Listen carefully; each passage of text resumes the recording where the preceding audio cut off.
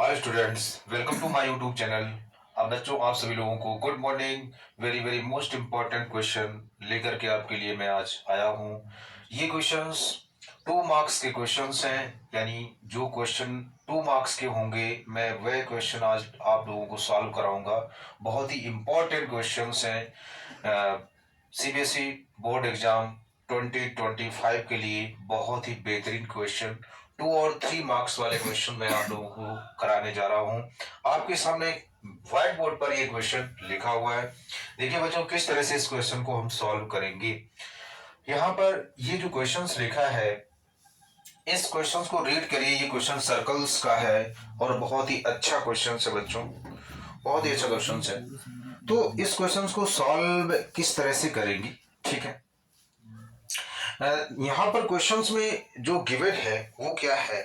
देखिए बच्चों, यहाँ पे लिखा है in the given figure common tangent A B and C D to the two circles with centre O1 and O2 intersect at E, prove that AB equal to CD and this is the intersection point E, right।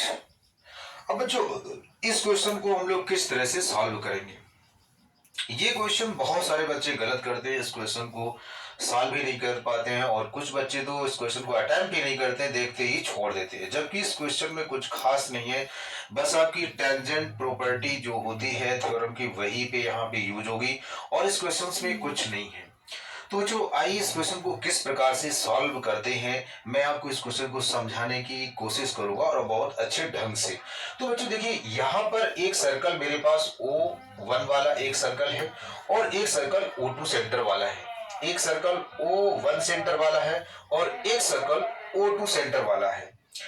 यहाँ पर दो tangents हैं, एक tangent AB है और एक tangent CD है, ठीक है।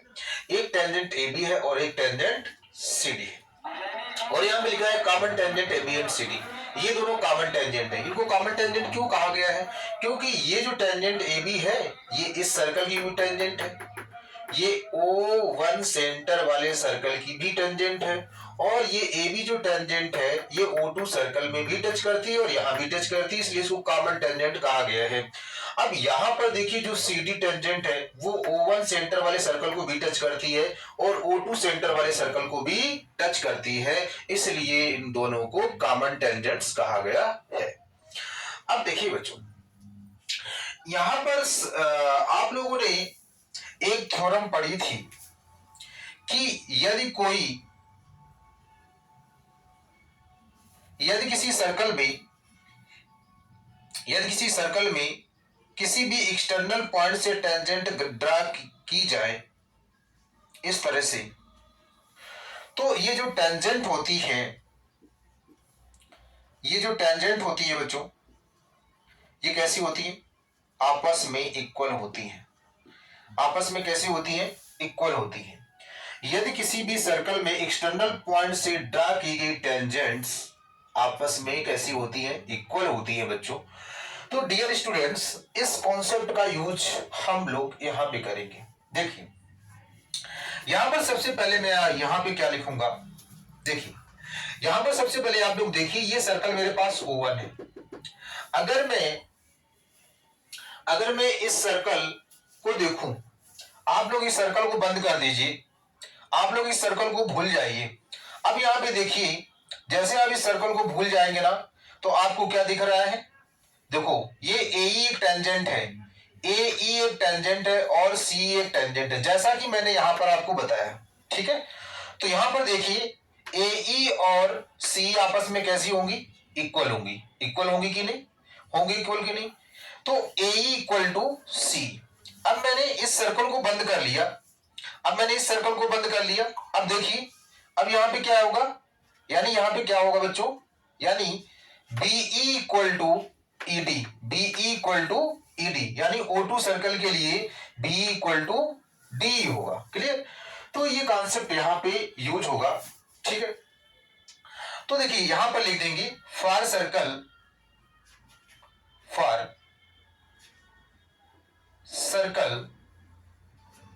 O1, for circle O1।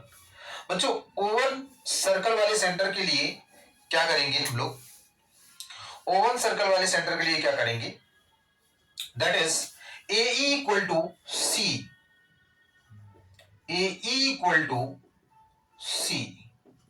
ठीक है, ठीक है, आया समझ में कि नहीं। अब देखिए बच्चों, ए इक्वल टू सी, ये क्वेश्चन फर्स्ट बन गई, ये क्वेश्चन क्या बन गई, फर्स्ट बन गई। अब यहां पर देखिए फॉर सर्कल O2 के लिए, for circle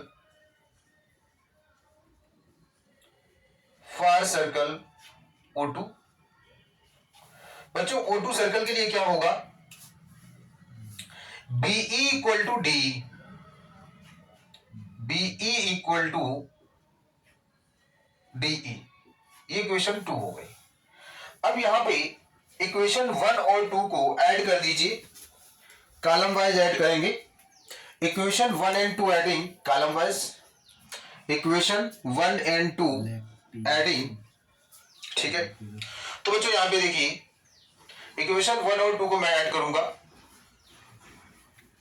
now equation 1 plus equation 2 we get, तो बच्चों क्या होगा, AE plus BE, AE plus BE, AE plus BE, CE plus DE equals to CE plus DE। अब यहां पर बच्चों देखिए AE और यदि BE को ऐड कर दिया जाए, BE प्लस AE मिला के कितना आ जाएगा, AB आ जाएगा।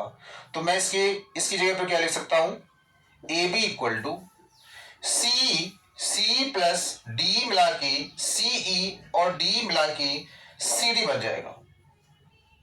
तो बच्चों ये आपका प्रूव हो गया क्वेश्चन। ठीक है, तो ये क्वेश्चन 2 या 3 मार्क्स में आएगा। ठीक है बच्चों, तो वेरी वेरी मोस्ट इंपॉर्टेंट ये क्वेश्चन है। ठीक है बच्चों, आपको इस क्वेश्चन समझ में आया होगा। ठीक है, चलिए बच्चों नेक्स्ट क्वेश्चन देखते हैं। नेक्स्ट क्वेश्चन बहुत ही अच्छा क्वेश्चन नेक्स्ट है। देखिए बच्चों, तो इसको किस तरह से मैंने सॉल्व किया, आपको समझाया पूरी तरह से। तो आप लोग इन क्वेश्चनों की प्रिपरेशन जरूर करें, ऐसे क्वेश्चन बोर्ड एग्जाम में पक्का पक्का मिलेंगे, इसमें कोई धोखा नहीं है।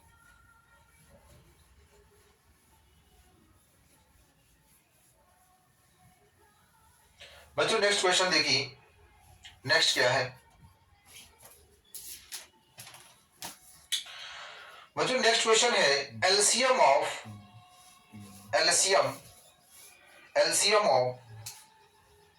क्वेश्चन नंबर 2, एलसीएम ऑफ 6 की पावर 4, 6 की पावर 4, 8 की power 2 and k is 12 raised to power 4, 12 raised to power 4, 12 raised to power 4. Find the smallest value of k. Find the smallest value of k. बहुत ही अच्छा question, बहुत ही बढ़िया question है। Find the smallest value of k, find the smallest value of k।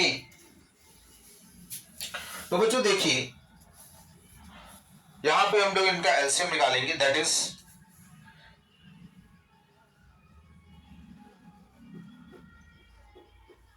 यानी 6 की power 4 equals to, मैं इसको लिख सकता हूं, क्या लिख सकता हूं, 2 into 3 raised to power 4, that is 2 raised to power 4 into 3 raised to power 4 लिख सकता हूं कि नहीं बच्चों। यहां पर 8 की पावर 2 है, 8 raised to power 2। बच्चों 8 raised to power 2 है, इसको मैं क्या लिख सकता हूं, that is 2⁻3, 8 को मैं लिख सकता हूं 2⁻3, और यहां पर बच्चों क्या हो जाएगा, यानी 2⁻6, और बच्चों यहां पे k है, दैट इज यहां पे हमारे पास क्या आ जाएगा, k आ जाएगा। क्लियर। अब बच्चों देखिए इसका एलसीएम निकालेंगे, that is LCM of 6⁻4, 8⁻2 k will be equals to, इसका बच्चों एलसीएम। अब हम लोग ये जानते हैं कि एलसीएम में हम लोग क्या करते हैं, यानी जो कॉमन फैक्टर होते हैं, यहां पर देखिए बच्चों, यहां पर देखिए और यहां पर, इन तीनों में आप लोग सबसे पहले इधर देखिए 2⁻4 है, यहां 2⁻6 है, और यहां 2 तो कुछ नहीं, यहां 2 क्या हो सकती है, 0 होगी।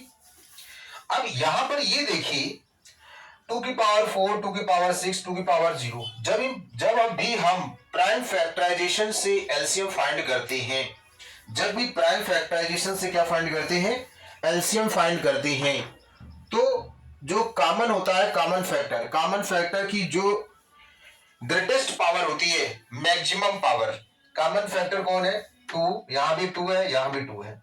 इन सभी में हम लोग ये देखेंगे कि सबसे 2 की बड़ी पावर कौन है, सबसे ग्रेटेस्ट पावर कौन है, दैट इज 2⁻6 मल्टीप्लाई। अब बच्चों यहां पर अनकॉमन फैक्टर कौन से हैं, uncommon factor, this is the uncommon factor and this is the uncommon factor, that is 3⁻4 and k। ये बच्चों इसका क्या आ गया, एलसीएम आ गया। ठीक है बच्चों। डियर स्टूडेंट्स, अब आप इसके बाद ये देखिए कि इन सभी का जो एलसीएम है, वो एलसीएम कितना है, 12⁻4। नाउ हियर जो है एलसीएम ऑफ 6⁻4 एंड 8⁻2 की विल बी इक्वल्स टू, ये एलसीएम दिया है बच्चों, ये क्या दिया है, इसका एलसीएम दिया है, यानी इन तीनों का एलसीएम मेरे पास कितना है, ये है, तो मैंने इनका एलसीएम यहां पे लिखता हूं, यानी 12⁻4। क्लियर है बच्चों। इसका एलसीएम कितना फाइंड किया आपने, ये एलसीएम आपने फाइंड किया है, तो यहां पे लिख दीजिए 2⁻6 into 3⁻4 into k will be equals to, यहां पर 12 को हम क्या लिख सकते हैं, 12 को हम लिख सकते हैं 3 इंटू 4⁻4। ठीक है। अब यहां पे 2⁻6 into 3⁻4 into k will be equals to 3⁻4 4⁻4। अब बच्चों यहां पे देखिए हमारे पास ये और ये सेम है, कैंसिल हो गए, 2⁻6 है और यहाँ पे k बचा है। ठीक है। अब आप लोग इसको सॉल्व कर सकते हैं। ठीक है। तो बच्चों इसको किस तरह से मैंने सॉल्व किया आप लोग ध्यान से देखिए। ठीक है। अब देखिए बच्चों नेक्स्ट इसके आगे देखिए, इसके आगे क्या मैं करूंगा,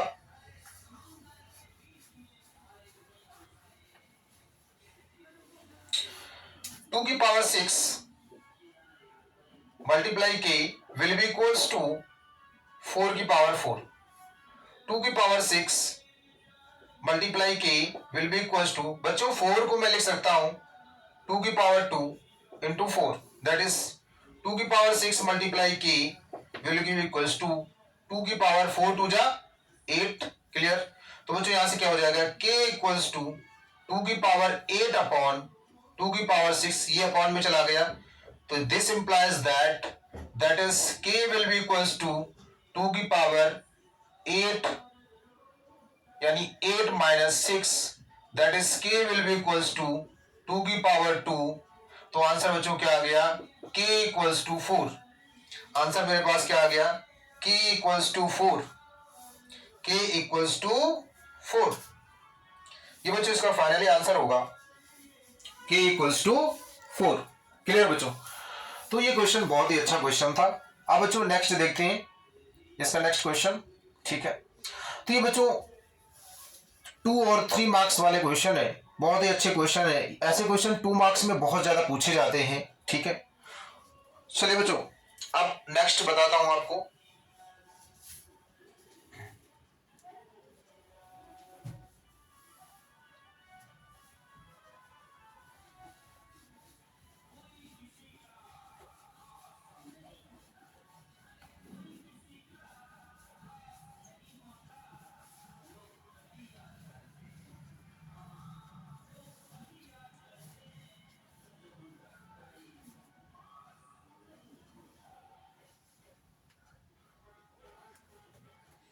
क्वेश्चन नंबर थर्ड बच्चों, थर्ड नंबर में क्या लिखा है? 7 sin² theta 7 sin² theta plus 3 cos² theta 3 cos² theta 3 cos² theta equals to 4, then find the value of then find the value of find the value of tan theta plus cosec theta tan theta plus cosec theta। चलिए बच्चों, इस questions में हमें इस question को कैसे solve करना है। बहुत से बच्चे सोचेंगे कि यहां पर sin² थीटा है, यहां cos² थीटा है, तो tan थीटा की वैल्यू मैं कैसे फाइंड करूं और cosec थीटा की वैल्यू कैसे फाइंड करूं। यहां पर हमारे पास ट्रिग्नोमेट्रिक जो रेशियोज दिए गए हैं इक्वेशंस में। बच्चों, इक्वेशंस में आप लोग सबसे पहले देखिए 7 sin² थीटा लिखा है, 3 cos² थीटा लिखा है और इक्वल्स टू 4 लिखा है। Then find the value of tan theta plus cosec theta. tan theta plus cosec theta की वैल्यू आप लोग तभी फाइंड कर सकते हो जब इसकी वैल्यू आपको पता हो, यानी tan थीटा की वैल्यू आपको पहले पता करनी पड़ेगी, cosec थीटा की वैल्यू पता करनी पड़ेगी। डियर स्टूडेंट्स, ये जो इक्वेशन हमारे पास गिवन है, फर्स्ट ऑफ ऑल इसका कॉन्सेप्ट क्या है, कॉन्सेप्ट समझिए कि हमें किस तरह से सॉल्व करना है। यहां पर sin² थीटा है, यहां पर cos² थीटा है। आप लोग sin² थीटा को cos² थीटा के फॉर्म में चेंज कर सकते हो। कैसे? sin² थीटा की जगह मैं लिख सकता हूं 1 माइनस cos² थीटा। ठीक है, और इस cos² थीटा को फिर मत चेंज करो, या तो इस पूरी इक्वेशन को cos² थीटा में चेंज कर लो, या तो इस पूरी इक्वेशन को sin² थीटा में चेंज कर लो। आप ये sin² थीटा को cos² थीटा में चेंज करेंगे तो इसको नहीं चेंज करेंगे, यदि cos² थीटा को sin² थीटा में चेंज करेंगे तो इसको चेंज नहीं करेंगे। ठीक है, इस इक्वेशन को एक ट्रिग्नोमेट्रिक रेशियो में चेंज कर लो, उसकी वैल्यू आपके पास आ जाएगी। यदि cos थीटा की वैल्यू बच्चों आप फाइंड कर लेंगे तो sin थीटा की वैल्यू निकल आएगी, और यदि sin थीटा की वैल्यू आ जाएगी तो cosec थीटा की वैल्यू आ जाएगी। यदि sin थीटा की वैल्यू पता हो गई, cos थीटा की वैल्यू भी पता हो जाएगी, तो tan थीटा की वैल्यू भी निकाल सकते हैं। चलिए बच्चों, रेडी। अब देखिए यहां पर solution 7 sin² theta plus 3 cos² theta equals to 4। Dear students, sin² theta को मैं लिख सकता हूं, put sin² theta will be equals to 1 minus cos² theta. यहां पे लिख दो 7 ब्रैकेट में 1 minus cos² theta plus 3 cos² theta equals to 4। यहां पर बच्चों क्या होगा, 7 का मल्टीप्लाई कराएंगे, माइनस का 7 cos² theta plus 3 cos² theta equals to 4। Clear? अब बच्चों देखिए 7 cos² थीटा से 3 cos² थीटा सब्ट्रैक्ट करेंगे तो माइनस का 4 cos² थीटा इक्वल टू 4। अब मैं बच्चों यहां से लिख सकता हूं 7 minus 4 equals to 4 cos² theta. ठीक है बच्चों, तो 7 से 4 गया, कितना बचेगा 3 इक्वल टू 4 cos² थीटा। ठीक है, इधर देखिए बच्चों, अब मैं क्या करूंगा, 4 को नीचे ले जाऊंगा तो हमारे पास क्या आ जाएगा, 3/4 equals to cos square theta, that is square root of 3/4 will be equals to cos theta. Here students, अब इधर देखिए, यहां पर मैं लिख सकता हूं √3/2 cos theta। क्लियर बच्चों? अब बच्चों यहां पे आप लोग क्या कर सकते हैं, cos थीटा की वैल्यू आ गई। अब यहां पर cos थीटा की वैल्यू निकालने के बाद आप यहां पर sin थीटा की वैल्यू निकाल सकते हैं। ठीक है, sin थीटा की वैल्यू आप लोग फाइंड कर सकते हैं, या यहां पर cos थीटा की वैल्यू भी आप निकाल सकते हैं। दूसरा तरीका है, यदि आप यहां से एंगल फाइंड कर लें, क्या फाइंड कर लें, एंगल, दैट इज यहां पर हम लोग लिख सकते हैं, क्या लिख सकते हैं, ये तो हमारे पास √3/2 है इक्वल टू cos थीटा। तो हम लोग देखेंगे यहां पर √3/2 किसकी वैल्यू होती है, यानी cos 30 डिग्री की वैल्यू होती है बच्चों की नहीं। तो यहां से क्या आ जाएगा, theta equals to 30 degree. Theta equals to कितना आ गया, ये और ये कैंसिल हो जाएंगे ना, तो बच्चों क्या बचेगा, theta equal to 30 degree. Theta equal to 30 degree यहां पे पुट करेंगे तो हमारे पास कितना आ जाएगा। अब देखिए बच्चों, यहां पर लिखता हूं tan theta plus cosec theta equals to, यहां बच्चों थीटा की जगह 30 degree, tan 30 degree plus cosec 30 degree. बच्चों tan 30 डिग्री की वैल्यू कितनी होती है, tan 30 डिग्री की वैल्यू, tan 30 डिग्री की वैल्यू होती है 1/√3 प्लस cosec 30 की वैल्यू कितनी होती है 2। तो बच्चों ये इसका फाइनली आंसर हो गया, दैट इज 1/√3 प्लस 2। ये बच्चों फाइनली आपका आंसर हो गया। दूसरा तरीका क्या है, इस क्वेश्चन को सॉल्व करने का दूसरा तरीका और भी है, क्या है, यदि मैंने यहां पे cos थीटा की वैल्यू आ गई है, क्या वैल्यू आ गई, यदि मेरे पास cos थीटा की वैल्यू आ गई है बच्चों, किसकी वैल्यू आ गई, cos थीटा की वैल्यू यदि मेरे पास आ गई है, तो हम लोग क्या फाइंड कर सकते हैं, क्या फाइंड कर सकते हैं बच्चों। देखिए यदि आपने cos थीटा की वैल्यू फाइंड कर ली है, जैसा कि मैंने लिखा है व्हाइट बोर्ड में, cos थीटा इक्वल टू √3/2, तो यहां पे आप लोग फार्मूला लगा सकते हैं, क्या, यहां पे फार्मूला लगा सकते हैं कि sin square theta equal to 1 minus cos square theta, उससे sin थीटा की वैल्यू फाइंड हो जाएगी। जब sin थीटा की वैल्यू आ जाएगी तो sin theta equal to 1/cosec theta, cosec theta की वैल्यू फाइंड कर लेंगे। जब sin थीटा और cos थीटा की वैल्यू मुझे पता है तो tan theta equal to sin theta upon cos theta लगा सकते हैं। तो ये एक तरीका दूसरा हो गया, और ये तरीका, यानी दो तरीके से आप इसको सॉल्व कर सकते हैं। बहुत ही अच्छा क्वेश्चन, शानदार है बच्चों। नेक्स्ट क्वेश्चन देखिए,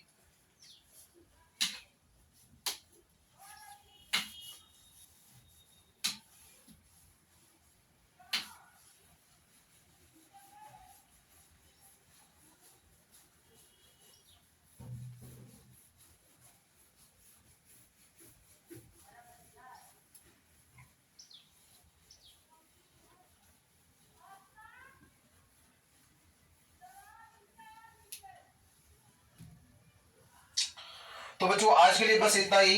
नेक्स्ट क्वेश्चन मैं आपको नेक्स्ट वीडियो में समझाऊंगा, ठीक है बच्चों। तो आज का सेशन मैं यहीं पे समाप्त करता हूं, फिर मैं मिलूंगा आपको नेक्स्ट वीडियो में। तो बच्चों आप लोग ये 2 मार्क्स के क्वेश्चन मैंने आप लोगों को बहुत ही अच्छे क्वेश्चन सॉल्व कराए हैं, और ऐसे ही क्वेश्चन आपको बोर्ड एग्जाम में मिलेंगे, ठीक है। और अभी मैं नेक्स्ट वीडियो में कुछ क्वेश्चन 3 मार्क्स के भी लेकर के आऊंगा, या 5 मार्क्स के लेकर के आऊंगा। केस बेस्ड स्टडी क्वेश्चन बहुत ही अच्छे अच्छे मैं करवा रहा हूं अपनी चैनल पर, इसलिए हमारे चैनल को सब्सक्राइब करें, लाइक करें और कमेंट जरूर करें। तो बच्चों जय हिंद, जय भारत, मिलते हैं नेक्स्ट वीडियो में।